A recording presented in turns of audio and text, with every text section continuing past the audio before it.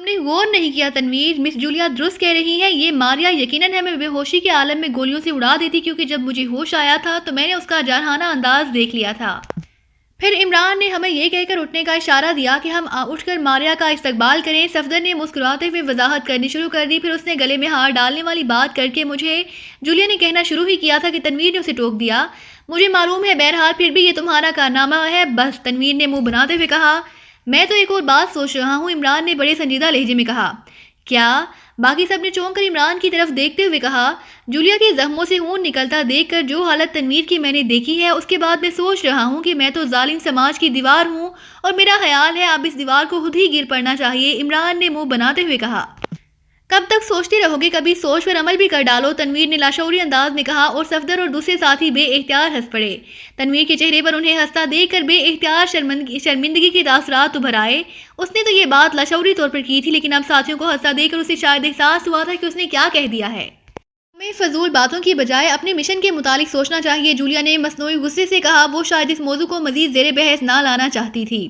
وہ لاشیں کدھر ہیں؟ وہیں ساتھ والی کوٹھی میں چھوڑ آئے ہو کیا؟ عمران نے یکلخ چونک کر کہا۔ وہیں پڑی ہیں کیوں؟ صفدر نے چونک کر پوچھا۔ انہیں اٹھا کر یہاں لے آؤ، ورنہ پولیس کی انکوائری کے چکر میں پھنس گئے تو مسئلہ بن جائے گا۔ اور تنویر، تم وہ ہیلی کاپٹر اڑا کر یہاں کوٹھی کے صحن میں اتار دو، کافی کھلا صحن ہے، باہر اسے پولیس چیک بھی کر سکتی ہے۔ میں ماریا کو زندہ بچا لینا چاہتا تھا تاکہ اسے لیبارٹری کے متعلق مزید معلومات حاصل کر سکوں، کیونکہ چیف بننے کے بعد اسے یقیناً اس کے متعلق مکمل تفصیلات سے آگاہی ہو چکی ہوگی، لیکن حالات ہی ایسے ہو گئے تھے کہ اگر ماریا اور اس کے ساتھی نہ مرتے تو پھر ہماری لاشیں یہاں پڑی نظر آتی، اس لیے اب خود ہی کچھ کرنا پڑے گا، عمران نے کہا۔ عمران صاحب، ان لوگوں نے ہمیں ٹریپ کیسے کیا؟ صدیقی نے پوچھا۔ بڑی سیدھی سی بات تھی، ہمیں ان کی تعداد کا علم نہ تھا، اس لیے ہم مار کھا گئے۔ انہوں نے 4 آدمی پہلے ہی یہاں بھیج دیے جو سائیڈوں پر چھپ گئے، اور باقی لوگ اندر آ گئے۔ نتیجہ یہ ہوا کہ ہم نے انہیں پوری تعداد سمجھ کر ان پر گیس بم فائر کر دیے، اور پھر ہم خود سامنے آ گئے۔ نتیجہ یہ کہ انہوں نے باہر سے ہم پر گیس بم فائر کر دیا۔ ہماری تعداد انہیں معلوم تھی، لیکن میں ایک اور بات سوچ رہا ہوں کہ وہ براہ راست اس کوٹھی پر آئے ہیں، اس کا مطلب ہے کہ انہیں فاق پہنچنے سے پہلے معلوم تھا کہ ہم یہاں ہیں، اس لیے اس نے لیبر کالونی والی بات کو سختی سے رد کر دیا تھا، عمران نے کہا۔ تو اس کا مطلب ہے کہ فریڈ نے مخبری کی ہے، جولیا نے ہونٹ چباتے ہوئے کہا۔ ہو سکتا ہے اگر ماریا زندہ رہتی تو یہ عقدہ بھی حل ہو جاتا، عمران نے منہ بناتے ہوئے کہا۔ تمہیں شاید ماریا کی موت پر افسوس ہو رہا ہے، اس لیے بار بار اس کے زندہ رہنے کی بات کر رہے ہو، جولیا نے غصیلے لہجے میں کہا۔ اس کے چہرے پر غصے کے تاثرات نمایاں ہو گئے تھے۔ ظاہر ہے اسکوپ ختم ہو گیا ہے، عمران نے مسکراتے ہوئے کہا۔ اسکوپ وہ زندہ بھی رہتی تب بھی میں دیکھ لیتی کہ، جولیا نے بھنائے ہوئے لہجے میں کہا۔ اور پھر اس سے پہلے کہ کوئی مزید بات ہوتی، یکلخ کمرے میں پڑے ہوئے ٹیلی فون کی گھنٹی بج اٹھی اور عمران نے آگے بڑھ کر ریسیور اٹھایا۔ یس، عمران نے کہا۔ فریڈ بول رہا ہوں کہ جناب، کیا وہاں کوٹھی میں فائرنگ ہوئی ہے؟ دوسری طرف سے فریڈ نے کہا، اور عمران اس کی بات سن کر چونک پڑا۔ فائرنگ تمہیں کس نے بتایا؟ عمران نے ہونٹ بھینچتے ہوئے پوچھا۔ شاید کالونی کے کسی آدمی نے پولیس کو فون کیا ہے، مگر پولیس کو چونکہ معلوم ہے کہ یہ کوٹھی بلکہ یہ پورا بلاک ہی میری ملکیت ہے، اس لیے پولیس چیف نے مجھ سے بات کی کہ وہ وہاں جائے یا نہیں۔ میں نے اسے بہرحال روک دیا ہے، لیکن میں نے فون اس لیے کیا ہے کہ اگر فائرنگ ہوئی ہے تو کیوں، کس نے کی ہے، کیا آپ کے دشمن وہاں پہنچ گئے ہیں یا؟ فریڈ نے تفصیل بتاتے ہوئے کہا۔ ہاں، دشمن ہیلی کاپٹر پر بیٹھ کر دارالحکومت سے یہاں پہنچے ہیں، اور وہ آئے بھی سیدھے اس کوٹھی پر ہی ہیں۔ میں تو سوچ رہا تھا کہ شاید تم نے انہیں مخبری کی ہے، عمران نے سخت لہجے میں کہا۔ میں نے؟ اور یہ کیسے ہو سکتا ہے؟ میں ٹامری کے مخزنوں سے غداری کیسے کر سکتا ہوں جناب؟ اب تو ایسا سوچا بھی نہیں جا سکتا، فریڈ نے کہا، اور عمران کو اس کے لہجے کی سچائی کا یقین آ گیا۔ پھر تم اس آدمی کو تلاش کرو جس سے مخبری کی ہے، وہ یقیناً تمہارا انتہائی قریبی ساتھی ہی ہوگا، عمران نے کہا اور ریسیور رکھ دیا۔ اب کیا کرنا ہے عمران صاحب؟ میرے خیال میں ہمیں اس سرکاری ہیلی کاپٹر پر وہیں جانا چاہیے، اس طرح وہ لوگ کشمکش کا شکار ہو سکتے ہیں۔ بظاہر ہیلی کاپٹر عام افراد تو استعمال نہیں کر سکتے، صفدر نے کہا۔ جولیا زخمی ہو گئی ہے، ورنہ ہم جولیا کو مادام ماریا بنا کر ساتھ لے جاتے تو مسئلہ زیادہ آسانی سے حل ہو سکتا تھا، لیکن وہاں ملٹری انٹیلیجنس کا آدمی سیکیورٹی چیف بنا ہوا ہے، اس لیے وہ مشکوک ہو سکتا ہے۔ او ہاں، ساتھ والی خالی کوٹھی ہے، وہاں سے انہیں فون تو کیا جا سکتا ہے نا؟ عمران بات کرتے کرتے اچانک چونک پڑا۔ فون تو یہاں بھی ہے، صفدر نے چونک کر پوچھا۔ تم بھول گئے کہ پہلے بھی صرف رانگ نمبر کہنے کی وجہ سے فساد پڑ گیا تھا، وہاں کمپیوٹرائز مشین موجود ہے، انہوں نے فوراً اس کوٹھی کو ٹریس کر لینا ہے، اور وہ مشکوک ہو کر ملٹری انٹیلیجنس کو بھی اطلاع دے سکتے ہیں۔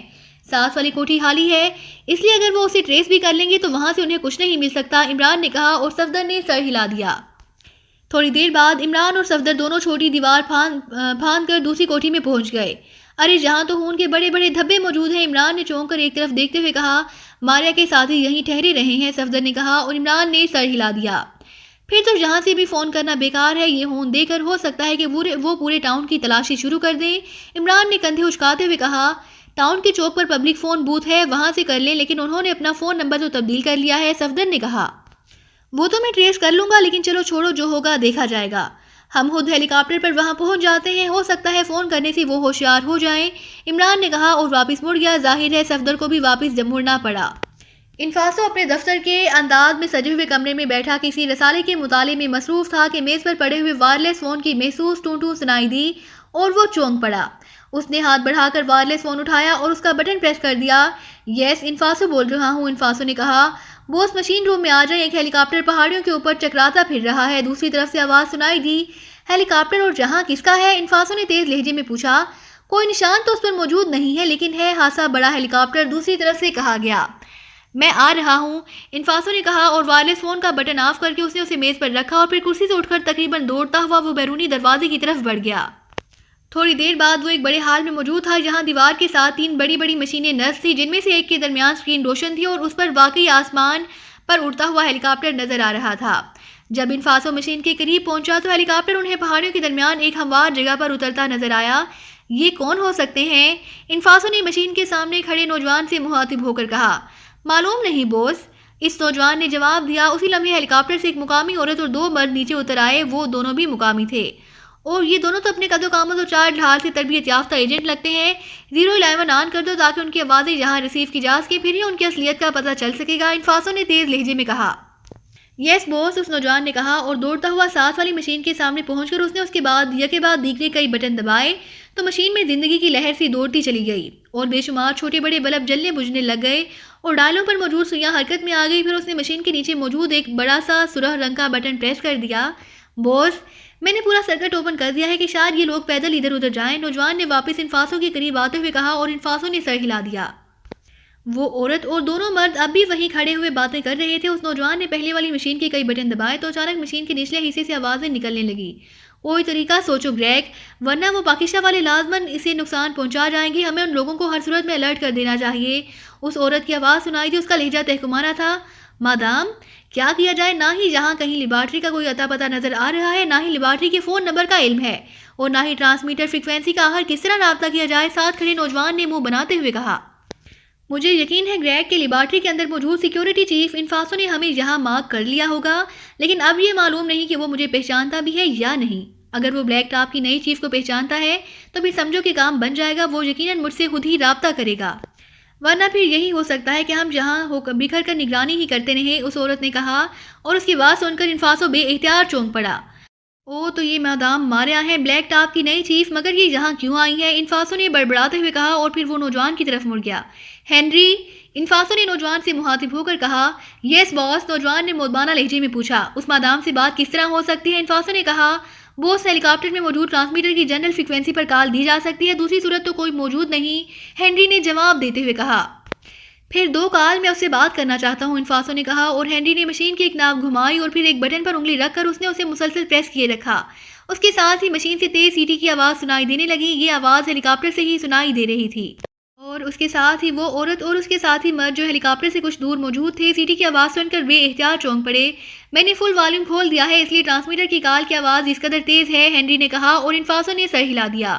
مادام، ہیلی کاپٹر ٹرانسمیٹر سے کال آ رہی ہے، مادام کی دوسرے ساتھی نے کہا اور مادام سر ہلاتی ہوئی آہستہ آہستہ چلتی ہوئی ہیلی کاپٹر کی طرف بڑھنے لگی۔ اس کے چلنے کا انداز بتا رہا ہے کہ یہ زخمی ہے، انفاسو نے ہونٹ چباتے ہوئے کہا۔ زخمی؟ مگر کوئی بینڈیج تو نظر نہیں آ رہی، ہنری نے چونک کر کہا۔ لباس کے اندر ہوگی، اس کا انداز ایسا ہی ہے، انفاسو نے کہا اور ہنری نے سر ہلا دیا۔ چند لمحوں بعد مادام ہیلی کاپٹر میں سوار ہو گئی جبکہ اس کے دونوں ساتھی ہیلی کاپٹر کے ساتھ ہی باہر کھڑے نظر آ رہے تھے۔ ہیلو، کون کال اٹینڈ کر رہا ہے؟ اوور، ہنری نے بٹن سے انگوٹھا ہٹا کر دوسرے بٹن کو پش کرتے ہوئے کہا۔ Chief of black top, Maria attending you, over. Machine سے مادام کی آواز سنائی دی اور اس کے ساتھ ہی ہنری نے مشین کے ساتھ ہک سے لٹکے ہوئے ایک مائک کو اٹھا کر انفاسو کی طرف بڑھا دیا۔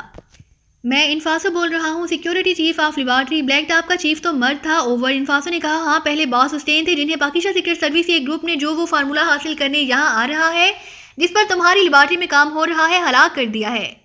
اور اب میں بلیک ٹاپ کی مادام چیف ہوں، تمہیں اس گروپ کے بارے میں علم تو ہوگا، وہی گروپ جس کی وجہ سے تمہیں لیبارٹری کا فون نمبر تبدیل کرنا پڑا تھا، اوور۔ مادام ماریا کی آواز سنائی دی۔ ٹھیک ہے، مگر آپ یہاں کیوں آئی ہیں؟ اوور انفاسو نے کہا، پاکستان سیکرٹ سروس کا گروپ لیبارٹری کی تلاش میں یہاں فاق میں آیا ہوا ہے۔ ہم اس کے پیچھے یہاں آئے ہیں، لیکن ابھی تک ان کا سراغ نہیں لگ سکا۔ وہ کسی بھی لمحے یہاں لیبارٹری پر ریڈ کر سکتے ہیں۔ وہ انتہائی خطرناک حد تک شاطر لوگ ہیں اور کسی بھی حیثیت میں وہ یہاں آ سکتے ہیں۔ اوور مادام ماریا نے جواب دیتے ہوئے کہا، اوکے، ہم ہوشیار رہیں گے۔ آپ کا اطلاع دینے کا بے حد شکریہ مادام ماریا۔ ویسے آپ قطعی بے فکر رہیں، اس لیبارٹری کے حفاظتی انتظامات ایسے ہیں کہ اس لیبارٹری کا کوئی کچھ بگاڑ نہیں سکتا۔ اوور انفاسو نے کہا، لیکن میں مطمئن نہیں ہوں۔ میں چاہتی ہوں کہ میں خود اس لیبارٹری کے حفاظتی اقدامات کے بارے میں ذاتی تسلی کروں اور باہر چیف آف بلیک ٹاپ، یہ میرے اختیار میں ہے۔ آپ لیبارٹری کھولیں اور مجھے اس کا معائنہ کرنے دیں۔ اوور مادام ماریا نے انتہائی تلخ لہجے میں کہا، سوری مادام، ایسا ممکن نہیں ہے۔ لیبارٹری کا چارج پہلے ڈیفنس سیکرٹری صاحب کے پاس تھا، ان کی ہلاکت کے بعد یہ چارج چیف سیکرٹری صاحب نے لے لیا۔ اب یہ چارج براہ راست پرائم منسٹر صاحب کے پاس ہے اور انہوں نے خصوصی طور پر احکامات دیے ہیں کہ ان کی فون کال، ٹرانسمیٹر کال یا کسی بھی تحریر کے سلسلے میں لیبارٹری کو اوپن نہ کیا جائے جب تک اس فارمولے پر کام مکمل نہیں ہو جاتا۔ اس لیے ویری سوری، آپ پرائم منسٹر صاحب سے براہ راست بات کر لیں۔ اوور اینڈ آل، انفاسو نے تیز لہجے میں کہا اور مائک کا بٹن آف کر دیا۔ اس کے ساتھ ہی ہینری نے ٹرانسمیٹر بھی آف کر دیا۔ اب ان کی نظریں مشین کی اسکرین پر جمی ہوئی تھیں۔ اس بارے میں اب براہ راست پرائم منسٹر صاحب سے ہی بات کرنی پڑے گی۔ یہ سیکیورٹی چیف تو ضرورت سے زیادہ ہی اتسر اور احمق ہے۔ مادام ماریا کی غصیلی آواز سنائی دی۔ یس مادام، اس نے آپ کی اتھارٹی کو بھی براہ راست چیلنج کر دیا ہے۔ ایک اور آواز سنائی دی، ٹھیک ہے، چلو ہیلی کاپٹر میں بیٹھو، ہیلی کاپٹر کو سیدھے پرائم منسٹر ہاؤس میں جا کر اتار دو۔ میں دیکھتی ہوں کہ یہ سیکیورٹی انچارج کس طرح یہاں باقی رہتا ہے۔ نان سینس، مادام ماریا کی اکرہت آواز سنائی دی اور اس کے ساتھ ہی ہیلی کاپٹر سے باہر کھڑے اس کے دونوں ساتھی تیزی سے ہیلی کاپٹر میں سوار ہوئے اور چند لمحوں بعد ہیلی کاپٹر فضا میں بلند ہوا اور پھر تیزی سے قصبے کی سمت کو اڑتا چلا گیا۔ جب وہ اسکرین پر نظر آنا بند ہو گیا تو ہینری نے مشین کے بٹن آف کرنے شروع کر دیے۔ خیال رکھنا، ہو سکتا ہے یہ دوبارہ آئیں، تمہیں پوری طرح ہوشیار رہنا چاہیے، انفاسو نے تیز لہجے میں کہا اور تیز تیز قدم اٹھاتا وہ اس حال سے نکلا اور اپنے دفتر کی طرف بڑھ گیا۔ ویسے اس نے غلط نہیں کہا تھا، واقعی پرائم منسٹر صاحب نے اس سلسلے میں انتہائی سخت آرڈر دیے ہوئے تھے، اس لیے وہ مطمئن تھا کہ مادام ماریا کو پرائم منسٹر سے اس کی شکایت کا کوئی مفاد نہ پہنچے گا، بلکہ وہ خود پرائم منسٹر کی ناراضگی مول لے لے گی۔ بہرحال اس نے فیصلہ کر رکھا تھا کہ جب تک فارمولے پر کام مکمل نہیں ہو جاتا، وہ مادام ماریا تو ایک طرف، اگر پرائم منسٹر بھی خود آ جائیں تو وہ لیبارٹری کو کسی طرح بھی اوپن نہ کرے گا، اور اس کے نزدیک یہ بہرحال فن لینڈ کے مفاد میں فیصلہ تھا۔ عمران، تنویر اور صفدر تینوں پہاڑی چٹانوں کے درمیان انتہائی محتاط انداز میں چلتے ہوئے آگے بڑھے چالے جا رہے تھے۔ وہ اس وقت لیبارٹری والے حصے سے کافی دور تھے۔ جولیا، نعمانی اور صدیقی کے ساتھ ہیلی کاپٹر پر بیٹھ کر لیبارٹری والے حصے کی طرف چلے گئے تھے۔ عمران کے لیے سب سے بڑا مسئلہ اس بات کا جاننا تھا کہ یہ لیبارٹری کے اندر کس قسم کے حفاظتی انتظامات ہیں اور اندر سے باہر دیکھے جانے یا بات چیت سنے جانے کی رینج کیا ہے، اور اس بات کو چیک کرنے کے لیے اس نے پہلے کوٹھی کے اسٹور میں موجود ایک عام سے ٹیلی ویو ڈکٹا فون پر ذاتی طور پر کام کیا اور اس میں اپنی مرضی سے چند تبدیلیاں کرنے کے بعد اس نے اس ڈکٹا فون کو ہیلی کاپٹر کے اندر فٹ کر دیا، اور اس وقت اس کے ہاتھ میں اس خصوصی طور پر تیار کردہ ڈکٹا فون کا ریسیور موجود تھا۔ چونکہ یہ ریسیور خاموش تھا، اس لیے عمران اپنے ساتھیوں سمیت آگے بڑھا چلا جا رہا تھا، لیکن ابھی وہ تھوڑی ہی دور گیا تھا کہ اچانک اس کے ہاتھ میں موجود ریسیونگ سیٹ میں سے سیٹی کی آواز سنائی دی اور عمران وہیں رک گیا۔ اس کے ساتھی بھی رک گئے اور عمران نے جلدی سے ریسیونگ سیٹ پر موجود مختلف بٹن پریس کرنے شروع کر دیے۔ اسی لمحے انفاسو اور جولیا کے درمیان ہونے والی بات چیت ریسیور سے فشر نشر ہونے لگی۔ جولیا مادام ماریا کے لہجے میں بات کر رہی تھی۔ مختلف بٹن دباتے ہی ریسیور پر موجود ایک خانے میں تیزی سے چند ہندسے نمودار ہوئے اور عمران غور سے ان ہندسوں کو دیکھتا رہا۔ اس کی توجہ بات چیت کی بجائے ریسیونگ سیٹ کے اس خانے میں بار بار ابھرنے والے ہندسوں پر جمی ہوئی تھی۔ پہلی بار نظر آنے والے ہندسے چند لمحے کے لیے نظر آنے پھر بند ہو جاتے، اس کے بعد نئے ہندسے نمودار ہوتے اور چند لمحوں بعد غائب ہو جاتے۔ اس طرح 4 بار ہوا اور پھر خانے کی سائڈ پر انگریزی حرف سی نمودار ہوا اور اس کے ساتھ ہی اسکرین پر نئے ہندسے نمودار ہو گئے۔ عمران نے ایک طویل سانس لیتے ہوئے ہاتھ میں پکڑا ہوا ریسیونگ سیٹ پتھر پر رکھا اور پھر جیب سے اس نے ایک نقشہ نکالا اور اسے کھول کر اس پر جھک گیا۔ اس نے جیب سے سرخ بال پوائنٹ نکالا اور پھر اس نے نقشے پر نشانات لگانے شروع کر دیے۔ چند لمحے بعد نقشے پر سرخ لائن سے ایک دائرہ سا پڑ چکا تھا۔ یہ ہے لیبارٹری کے حفاظتی انتظامات کی رینج اور اس کی گہرائی جہاں سے کال کی جا رہی ہے سطح زمین سے 100 فٹ ہے۔ اس کا مطلب ہے کہ لیبارٹری کی سطح زمین سے زیادہ 70 یا 80 فٹ ہوگی۔ عمران نے صفدر اور تنویر سے مخاطب ہوتے ہوئے کہا۔ اس دوران بات چیت ختم ہو چکی تھی اور ریسیونگ سیٹ خاموش ہو گیا تھا۔ اب کوئی قدرتی کریک تلاش کرنا ہوگا جس سے راستہ بنایا جا سکے، صفدر نے کہا اور عمران نے اسبات میں سر ہلا دیا۔ جب لیبارٹری کی حدود کا پتہ چل گیا ہے تو پھر زیادہ لمبی چوڑی پلاننگ کی کیا ضرورت ہے؟ بموں کی بارش کر دیں اس پر، کہیں نہ کہیں سے تو راستہ بن ہی جائے گا، تنویر نے منہ بناتے ہوئے کہا۔ یہ انتہائی اہم ڈیفنس لیبارٹری ہے تنویر، اس لیے اسے یقیناً اس انداز میں بنایا گیا ہوگا کہ اس پر عام بم اثر ہی نہ کر سکتے ہوں گے۔ عمران نے کہا اثر نہ کریں گے تو کم از کم ان میں سے کوئی تو باہر آئے گا، اس طرح راستہ بن جائے گا۔ تنویر اپنی فطرت کے مطابق ایکشن کے لیے بے چین تھا۔ جولیا چکر کاٹ کر واپس آ جائے تو کارروائی کا آغاز کیا جائے گا، عمران نے کہا، اور پھر تھوڑی دیر بعد انہیں عقبی طرف سے ہیلی کاپٹر آتا ہوا دکھائی دیا۔ جولیا منصوبے کے مطابق ایک لمبا چکر کاٹ کر پہاڑیوں کے عقبی طرف سے ادھر آ رہی تھی۔ عمران اور اس کے ساتھیوں نے زور زور سے ہاتھ لہرانے شروع کر دیے اور چند لمحوں بعد ہیلی کاپٹر ان کے قریب ہی ایک ہموار اور چوڑی چٹان پر اتر گیا۔ وہ، جولیا، نعمانی اور صدیقی تینوں ہیلی کاپٹر سے نیچے اتر آئے تھے۔ کچھ پتہ چلا لیبارٹری کے متعلق؟ جولیا نے بے چین سے لہجے میں پوچھا۔ ہاں، عمران نے مختصر سا جواب دیا، لیکن تنویر نے اسے تفصیل سے ساری بات بتا دی۔ پھر اب کیا کرنا ہے؟ جولیا نے پوچھا۔ کوہ نو ردی کرنی ہے، اور کیا کرنا ہے؟ آؤ، عمران نے مسکراتے ہوئے کہا، اور پھر وہ سب تیزی سے آگے بڑھنے لگے۔ کافی دیر تک وہ ادھر ادھر پہاڑیوں کے اندر پھرتے رہے، پھر ایک جگہ عمران ٹھٹک کر رک گیا، جہاں چٹانوں کے درمیان ایک قدرتی کریک موجود تھا جو گہرائی میں خاصی دور تک جاتا دکھائی دے رہا تھا۔ عمران اس کریک میں گھسا اور پھر تیزی سے آگے بڑھتا چلا گیا۔ اس کے ساتھی اس کے عقب میں تھے، انہوں نے ٹارچ جلا دی تھی۔ کافی دور جا کر ایک اچانک بند ہو گیا، جہاں چٹان کے ساتھ ڈائنامائٹ بندر لگاؤ اور ساتھ ہی بلاسٹر بھی لگا دو، عمران نے صفدر سے کہا، اور صفدر نے اپنی پشت پر لدے ہوئے تھیلے میں سے ڈائنامائٹ سٹکس کا ایک بڑا سا بنڈل نکالا اور پھر تھیلے میں سے ایک چھوٹا سا آلہ نکال کر اس نے اس پر لگا ہوا ایک بٹن پریس کر دیا تو اس آلے پر سبز رنگ کا نقطہ سا جل اٹھا۔ صفدر نے یہ آلہ اس بنڈل کے ساتھ منسلک کیا اور پھر اس کریک کو بند کرنے والی چٹان کے ایک بڑے سے رہنے کے اندر رکھ دیا۔ آؤ اب باہر نکل چلیں، نہ جانے ڈائنامائٹ بلاسٹ ہونے کا کیا رد عمل ہو، ایسا نہ ہو کہ پورا کریک ہی بند ہو جائے، عمران نے واپس مڑتے ہوئے کہا، اور تھوڑی دیر بعد وہ سب بیرونی چٹانوں پر پہنچ چکے تھے۔ ٹھیک ہے، اب چارجر آن کر کے بلاسٹ کر دو، عمران نے مطمئن لہجے میں کہا، اور صفدر اس دوران تھیلے سے چارجر نکال کر اسے ایڈجسٹ کر چکا تھا، اس لیے اس نے تیزی سے ایک بٹن پریس کر دیا۔ دوسرے لمحے چارجر سرخ رنگ کا نقطہ جلا اور پھر بجھ گیا۔ اسی لمحے کریک کے اندرونی طرف سے ایک خوفناک دھماکے کی آواز سنائی دی اور اس کے بعد چند لمحوں تک گڑگڑاہٹ کی آوازیں سنائی دی اور پھر خاموشی طاری ہو گئی۔ آؤ اب چیک کریں کہ اس بلاسٹ کا کوئی فائدہ بھی ہوا ہے یا نہیں، عمران نے کہا، اور ایک بار پھر کریک میں داخل ہو گیا۔ تھوڑی دیر بعد وہ اس جگہ پہنچ گئے جہاں ڈائنامائٹ بلاسٹ کیا گیا تھا۔ وہاں ہر طرف پتھروں کا ڈھیر پڑا ہوا تھا۔ وہ چٹان جس میں ڈائنامائٹ رکھا گیا تھا غائب ہو چکی تھی اور اس چٹان کے بعد ایک سرخ رنگ کی دیوار کا ایک حصہ صاف دکھائی دے رہا تھا۔ اوہ، تو ہم لیبارٹری تک پہنچ گئے ہیں، لیکن اب یہ دیوار، جولیا نے کہا۔